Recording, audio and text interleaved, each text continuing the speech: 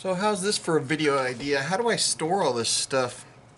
I've got a lot of odds and ends, and so I figured I'd just chat while I'm rummaging through some of this stuff. I've got this like on this shelf. Actually, I found this old stuff here, and so I want a better way to store it. So what I'll probably do is get some empty monster boxes, probably the ones for the Australian kangaroos, because they hold 250 ounces, so a little bit smaller. And then just organize things like fractionals in one, and then poured art pieces in another one, just to make it a little bit easier, because right now it's a little bit too hodgepodge with this stuff. My main bullion holdings are like American Silver Eagles. I've got those monster boxes, and then vaults. I use vaulting companies around the world, but I get some of these odds and ends. A lot of them I'll buy because I think it'd look cool on YouTube, and it's fun.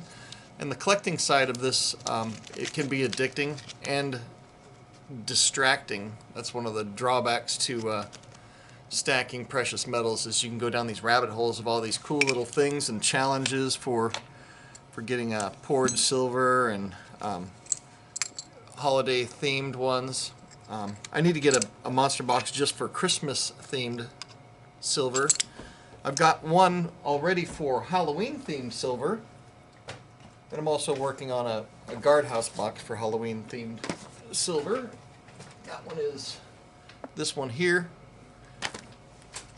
And that's just specifically for art bars. Then I've got one for Christmas themed vintage art bars. And then I got reached out to by one of those metal furnace melting companies. And so maybe something will happen there. I said, yeah, if you want to send me one, I'll unbox it and try and use it. So that would give a good place to put some generic stuff, like old buffaloes that I don't want, that are just generic buffaloes. I wouldn't melt down, I mean, something like this you can melt down. Just an Apmex round. A generic Highland Mint buffalo. I got a few of those. I got a few of the Apmex ones. But I wouldn't melt down like these pop bullions. Or this isn't a pop bullion. This is one of the new prospectors. It's a divisible one. Because these are kind of unique, and people will pay a little bit extra for those. So I just have to decide what's worth saving and what's worth melting if this furnace ever comes. Who knows? They're on Chinese New Year, and everything's made in China, so we'll see how long that takes. I think they're off for a month. But this stuff I wouldn't melt down. This is an actual coin from Somalia, 100 shillings. And then these are super beautiful. So it'd be tough to figure out what to melt down. But in the meantime, I've got tubes, so I'll be filling up tubes with generic stuff, or with random stuff. And then later, if I ever get this furnace thing, I'll have to sort through these again to figure out what goes in the pot and what doesn't. But a lot of this stuff I would save. These are marketing ones. Amalgam Metals, Tri-State Mint. These carry a premium for collectors, although you could find them in coin shops for the cheapest price. You can find them for the same price as buffaloes many times. I'm just curious what you guys, how you guys store them. Not your store's location, but just the odds and ends. I think this thing is super cool looking, so I wouldn't melt anything like that. And the fractional stuff that's already minted, I would leave this as well, because it's always nice having fractional stuff, even if it's generic. And this is a Scottsdale Mint. These carry a little bit of a premium. And these things are super cool looking. I bought these specifically because I liked the design on them. And these are Apmex ones also, so these are basically generic. But I need to get a tube to hold quarter-ounce stuff that I've just accumulated over time. And then I've got some 10th-ounce stuff here. Let me zoom in on this. These are kind of cool looking. I can't remember where I got these. But if you know, when you've been stacking precious metals for 30 years, you'll find stuff that you can't remember where you got it. This is like a dime. Look at that, a mercury dime. Golden State Mint.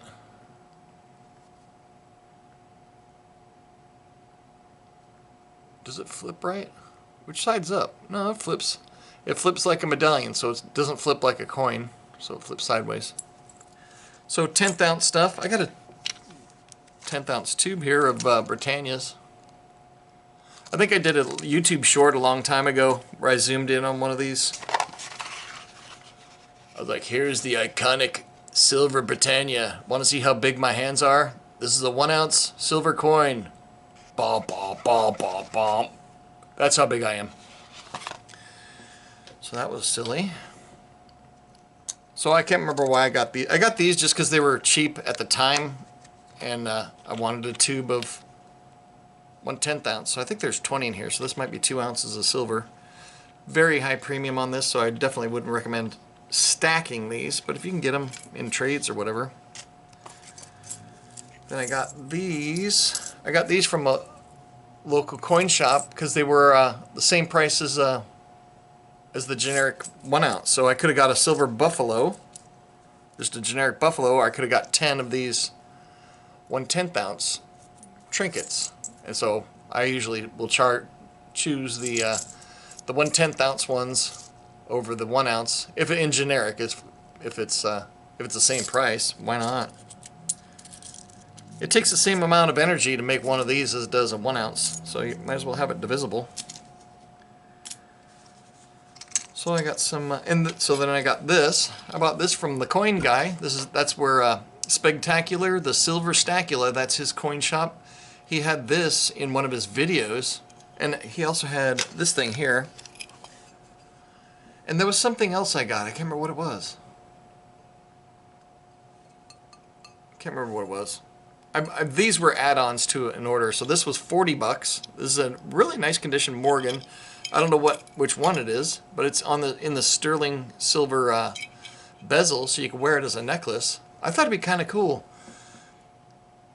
I don't know if I'd ever wear it. Can you imagine wearing a button-down shirt with the buttons buttoned all the way down to your stomach, and then having this on a big old chain? You could be like Tony Vito Jamoke, looking like some sort of a Brooklyn gangsta. And this is a 4 ounce silver round. This is, I think it's from the America the Beautiful or something like that. Or no, this is a clone. The state quarters are represented on the back. So I guess there was 10 different ones of these with different designs. And this was super cheap. I can't remember what he charged for this, but it was cheap enough to where I was like, heck yeah, I'll get that, something different. And I got these little Egyptian things. I guess this is just an excuse to rummage around through some coins. I should probably do more videos like this because it is kind of therapeutic. And I should have brought it out. I've got a treasure chest where I put fractional poured silver pieces in, kind of like this, but piratey themed. So I wouldn't throw this in there or this because this is modern and this is, pirates didn't have whatever that is, a SIG P229. So I'll figure out where to put this stuff here. I need some sort of tube, maybe a nickel tube. Hang on one second, I'm gonna grab a nickel tube, see if that works. I'm back. So this is Kansas kid, look at that. Wichita, Kansas, security plant. This is a quarter tube, and this is a nickel tube. I just poured out a bunch of nickels. They're just generic, plain old boring nickels. I was saving them for the metal content. So these Egyptian ones fit in there. I probably need a penny tube for these. I had to find a different tube. Quarter ounces? Nope, won't fit in the nickel one. Won't fit in the quarter one. So I'll need probably a $half tube to fit in quarter ounces. I wish I had a $half out so I could compare it to the size. Oh yeah, and then I was going to show these for Coin Sense and Nonsense. He's got the Eagle's Nest. He's got the 2.5 ounce and I think the 1 ounce. He showed them on his channel. And I mentioned that I've got the 1969 quarter Eagle. Redeemable at current market valued at Hurricane Enterprises, Walla Walla, Washington. So I got these in a junk bin at a local coin shop. They were just in the random junk bin. So they were the same price as if I was buying a 1 ounce, 1 ounce generic. I had a couple other probably a couple of these were with it as well. Nice sound. I should make an ASMR video. Do you think that would do good, an ASMR video of just rummaging with silver? Does it give you tingles? Then I get these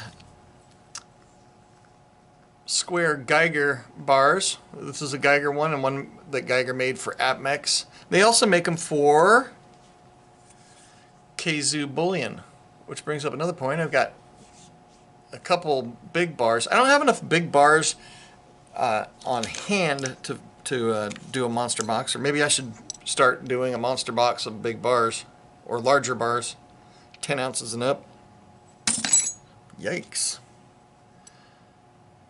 So I got those, and then this one I bought by mistake. This was at this place, Liberty Coins in Lansing. This is where I usually go to get my vintage stuff, although they haven't had hardly any vintage stuff lately. So the last few times I've gone, I've gotten like 1 or 2 just commercial bars. They weren't even anything that cool. So this I bought as a 1 ounce piece, but if you look closely, it's not 1 ounce. So I overpaid for this, but I don't mind. I mean, it wasn't that big of a deal. This is a 20 gram bar. Zoom. Boom. But I didn't have a 20 gram square Geiger bar, so now I've got this in the collection. So I might end up getting an empty monster box to put just fractional stuff in, and then I need another one to put in the odds and ends, because I worked on these tubes. Actually, this one's over full. 5, 10, 15. There's 23 in here. So I can move some of these over. Hey, there's a First Majestic one. Look at that. And there's the one of the new Pamp ones. So a lot of these are modern. So I'll have to sort out modern from vintage. I guess 2015, is that vintage? 20 years? This is an APMEX. That's a different design. So then we got some commercial ones, which these have a little bit more of a premium, so I wouldn't melt those down. These pop bullions, got a few of those. Molanebe, I don't know how to say it. Come and take it. It's kind of the American motto. Gun control, such a scam. I think the NRA and the anti-gun people are in cahoots, just as fundraising for each other. Hey, we're going to try a ban. Okay, well, we'll pretend to fight it. It's like, we'll both get huge donations and make a whole bunch of money for our private jets. Look at that. That's an incredible one. That is like proof-like. These things I get, oh wow, it's a $2 coin, or a £2 coin. So some of this stuff might actually be worth a higher premium. Another one of the new Pamps. I got more of those new Pamps than I imagined. I did a video, not a video, but I took the family out for dinner, a really fancy restaurant. I took a tube of just generic buffaloes I had just laying around. So as an exercise, I took the family to the coin shop to sell them, and then we used that money and we blew that money. We sold it for the specific purpose of blowing the money. This World Mint coin or round has some damage along the rim there. One Silverado from 1973. I don't know. So I'm going to have to organize this stuff. And then I guess I'll show you what I do. I guess I'll just make my own way with it.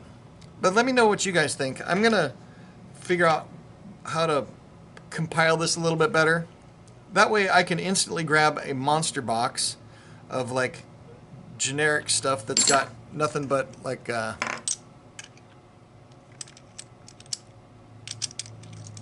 buffaloes in it, or stuff that's got like no collector value if I want to get some quick cash to do something with.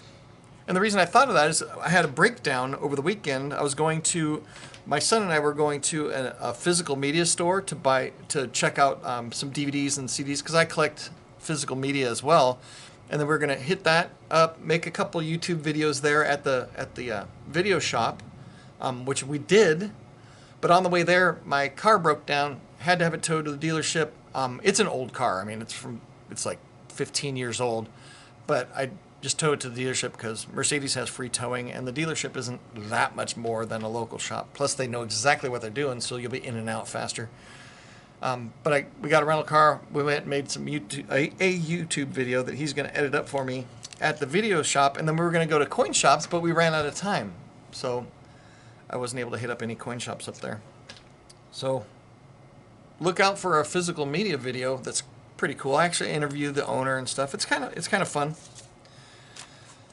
And so then there's these things here, these little coin safe tubes where I put random,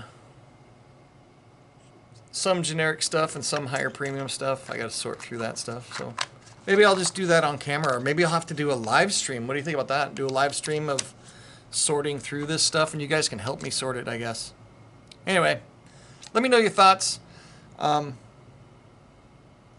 it. Yeah. So this kind of more unusual stuff from this one's Captain Rusty's Trading Company. These weren't that expensive, but I want a better way to store the stuff.